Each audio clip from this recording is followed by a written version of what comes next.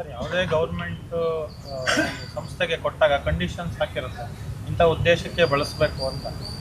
ಇಲ್ಲ ಅಂತ ಹೇಳಿದ್ರೆ ಅದನ್ನು ವಾಪಸ್ ತಗೋತೀವಿ ಅಂತ ಸಾಮಾನ್ಯ ಕಂಡೀಷನ್ ಎಲ್ಲ CSI2 ಕೊಟ್ಟಾಗಲೂ ಎಲ್ಲದರಲ್ಲೂ ಇರುತ್ತೆ. ಅವ್ರು ಹೇಳ್ತಾ ಇರೋದು ಅದನ್ನೇ, ಅಂದರೆ ಇದು ಕೊಟ್ಟಿರುವಂಥದ್ದು ತಪ್ಪು ಈ ಉದ್ದೇಶಕ್ಕೆ, ಈ ಕೈಗಾರಿಕೆ ಮಾಡೋದಕ್ಕೆ. ಅದಕ್ಕೆ ನಾನು ಅವರಿಗೆ ಕೈ ಜೋಡಿಸಿ ಮನವಿ ಮಾಡ್ತೀನಿ, ಈಶ್ವರ್ ಖಂಡ್ರೆ ಅವರಿಗೆ. ನಿಮ್ಮ ಮುಖ್ಯಮಂತ್ರಿಗಳು ಬಹುಶಃ ಭಾಳ ಬದಲಾವಣೆ ಆಗಿದ್ದಾರೆ, ಈಗ ಭಾಳ ಬದಲಾವಣೆ ಇದೆ ಅವರಲ್ಲಿ, ರಾಜ್ಯ ಕಟ್ಟಬೇಕು ಅಂತ ಹೇಳಿ. ನಿಮ್ಮ ಮುಖ್ಯಮಂತ್ರಿಗಳಿಗೆ ಒಪ್ಪಿಸಿ ಇಲ್ಲಿ ಏನೇನಾಗಿದೆ ಅಕ್ರಮ, ಯಾವ ಆಧಾರದ ಮೇಲೆ ಸೇಲ್ ಮಾಡಿದ್ರು, ಯಾಕೆ ಕೊಟ್ಟಿದ್ದಾರೆ, ಅದನ್ನೆಲ್ಲ ತನಿಖೆ ಮಾಡಿ ಅದನ್ನೆಲ್ಲ ವಾಪಸ್ ಪಡಿಸ್ಕೊಳ್ಳೋಕೆ ಹೇಳಿ. ಆಮೇಲೆ ಅರಣ್ಯದ್ದು ನೋಡೋಣ. ನಿಮ್ಮ ಅಂಡರಲ್ಲಿ ಬರುತ್ತಲ್ಲ ಸರ್, ನೀವು ತನಿಖೆ ಮಾಡಬೇಕು. ಇಲ್ಲ, ನಮ್ಮ ಅಂಡರ್ನಲ್ಲಿ ಬಂದರು ಕೆಲವು ರಾಜ್ಯ ಸರ್ಕಾರದ ವ್ಯಾಪ್ತಿಯೊಳಗೆ ಇರ್ತದೆ, ಅವ್ರದ್ದು ಪಾಲಿದೆ. ಹಲವಾರು ಕಡೆ ಈಗ ಉದಾಹರಣೆಗೆ ಕೇರಳದಲ್ಲಿ ನಮ್ಮದು 300 ಎಕರೆ ಲ್ಯಾಂಡ್ ಇದೆ. ಅದರಲ್ಲಿ ರಾಜ್ಯ ಸರ್ಕಾರ ಡಿಮ್ಯಾಂಡ್ ಮಾಡ್ತಾ ಇದೆ, ನಮ್ಗೆ ಇಷ್ಟು ಲ್ಯಾಂಡ್ ಬಿಟ್ಕೊಡಿ ಅಂತ ಹೇಳಿ.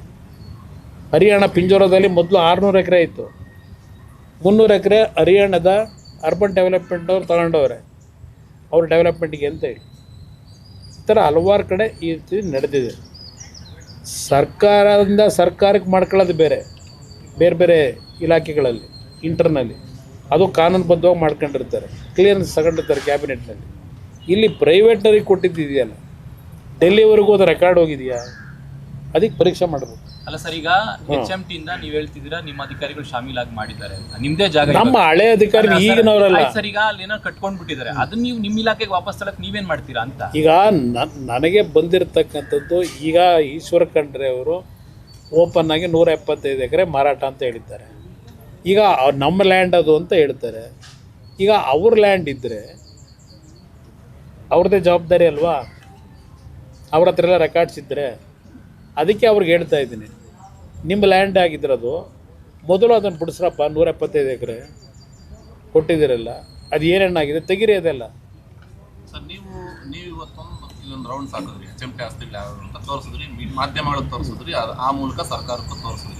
ಇದರಿಂದ ಸರ್ಕಾರಕ್ಕೆ ಎಷ್ಟು ಕಾಣ್ತಿರುತ್ತೋ ಗೊತ್ತಿಲ್ಲ. ನೀವು ಸೆಂಟ್ರಲ್ ಇದರ ಬಗ್ಗೆ ನೀವು ಹೇಳಿದಂತ ಬರೋದು ನಂಗೆ ಅರ್ಥ ಆಯಿತು. ಇಲ್ಲ ಹೇಳಿ.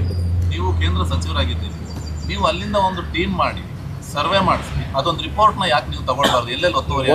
ಒಂದು ನಿಮಿಷ, ಒತ್ತುವರಿ ಅನ್ನೋದಲ್ಲ, ಈಗಾಗಲೇ ಅವ್ರ ಹೆಸರಿಗೆ ರಿಜಿಸ್ಟರ್ ಮಾಡಿಕೊಟ್ಬಿಟ್ಟಿದಾರಲ್ಲ, ಅದರಲ್ಲಿ ನಾನು ಅದಕ್ಕೋಸ್ಕರ ನಮ್ಮ ಅಧಿಕಾರಿಗಳಿಗೆ, ಈಗಿನ ಇರ್ತಕ್ಕಂಥ ಅಧಿಕಾರಿಗಳಿಗೆ ಹೇಳ್ತೇನೆ, ಸಂಪೂರ್ಣವಾಗಿ ಆ 175 ಎಕರೆ ವಿಲೇವಾರಿಗಳು ಯಾರ್ಯಾರಿಗಾಗಿದೆ, ಅದು ಯಾವ ರೀತಿ ಮಾಡಿದ್ದಾರೆ, ಅದು ಎಲ್ಲದರ ಮಾಹಿತಿಯನ್ನು ಕಲೆಕ್ಟ್ ಮಾಡಿ ನನಗೆ ಸಬ್ಮಿಟ್ ಮಾಡಲಿಕ್ಕೆ ಹೇಳ್ತೀನಿ. ಒಂದು ದೆಹಲಿಗೆ ಹೋದ್ಮೇಲೆ ಇದ್ರ ಬಗ್ಗೆ ಈಗೇನು ನಾನು ಸುತ್ತಿದ್ದೇನೆ ಇದು ನೋಡಿದೆ. ನನಗೂ ನೀವು ಕಣ್ತಿರೋದಷ್ಟೇ ನನಗೂ ಕಣ್ತರಿಸಿದ್ದಾರೆ.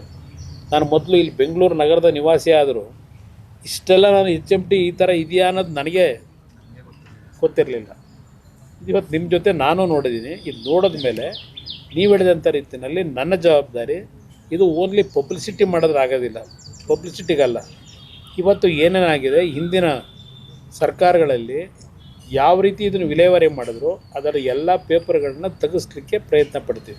ನಮ್ಮ ಅಧಿಕಾರಿಗಳಿಗೆ ಸೂಚನೆ ಕೊಡ್ತೀನಿ, ಇದನ್ನು ತೆಗೆದುಕೊಂಡು ನಮ್ಮ ಇಲಾಖೆಯಲ್ಲಿ ಫಸ್ಟು ಇದ್ರ ಬಗ್ಗೆ ಏನು ತೀರ್ಮಾನಗಳು ಮಾಡಬೇಕಾಗಿದೆ ನಾವು ಕ್ಯಾಬಿನೆಟಿಗೆ ತೆಗೆದುಕೊಂಡು ಹೋಗೋದಕ್ಕೆ ಕೇಂದ್ರ ಸರ್ಕಾರದಲ್ಲಿ, ಅದಕ್ಕೆ ಏನೇನೋ ನಾನು ಸಿದ್ಧತೆ ಮಾಡಬೇಕು, ಆ ಡಾಕ್ಯುಮೆಂಟ್ನ ಏನು ಕಲೆಕ್ಟ್ ಮಾಡಬೇಕು ಅದೆಲ್ಲವನ್ನು ಮಾಡ್ತಕ್ಕಂಥದ್ದಕ್ಕೆ ನಿರ್ಧಾರ ಮಾಡಿದ್ದೀನಿ. ಇನ್ನೊಂದು ಹೇಳ್ತೀನಿ, ಇವತ್ತು ಕಾರ್ಪೊರೇಷನಿಗೆ ನಿರಂತರವಾಗಿ ಟ್ಯಾಕ್ಸ್ ಕಟ್ಕೊಂಡ್ಬಂದಿದ್ದಾರೆ ಎಂಟೈರ್ ಏರಿಯಾ.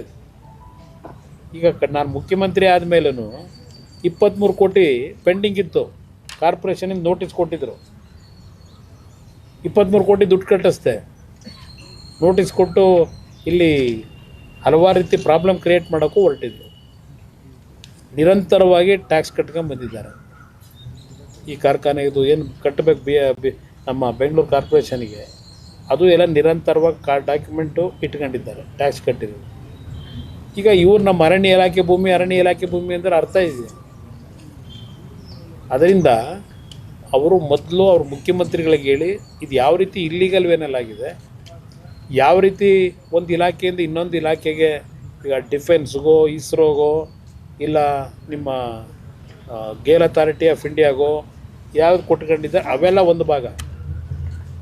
ಅದು ಸರ್ಕಾರದಲ್ಲಿ ಕೇಂದ್ರ ಸರ್ಕಾರದಲ್ಲಿ ತೀರ್ಮಾನ ಆಗಿರ್ತವೆ. ಇದೆಲ್ಲ ಹೇಗಾಯಿತು, ಇವೆಲ್ಲ ಪ್ರೈವೇಟ್ ಇದಕ್ಕೆ ಕೊಟ್ಟಿರೋದು. ಅದು ಡಾಕ್ಯುಮೆಂಟ್ ತೆಗೆಸಿ ಪ್ರಾಮಾಣಿಕವಾಗಿ ನಾನು ಈ ವಿಷಯದಲ್ಲಿ ಲೀಗಲಿ ಏನು ತೀರ್ಮಾನಕ್ಕೆ ಬರಬೇಕು ಮಾಡ್ತೀನಿ. ಸಿಎಂ ಅವರು ನಿನ್ನೆ ಒಂದು ಮಾತು ಹೇಳಿದ್ದಾರೆ ಸರ್, ಅವ್ರು ಸಿಎಂ ಆಗಿರೋದನ್ನ ಸಿಗೋದಕ್ಕಾಗದೆ ಈ ರೀತಿ ಮಾಡ್ತೀವಿ, ಎಲ್ಲ ಫೈಲ್ ಯಾವ ಫೈಲ್ ಅಣ್ಣ? ಫೈಲ್ ಹೊಸ್ದಾಗಿ ತೆಗಿಯೋದೇ ಬೇಕಾಗಿಲ್ಲ. ಇಲ್ಲ ಸರ್, ಇನ್ನೂ ಫೈಲು ಹೊಸ್ದಾಗಿ ತೆಗಿಯೋದಿಲ್ಲಪ್ಪ, ಎಲ್ಲ ಹಳೇವೇ ಇದ್ದಾವೆ.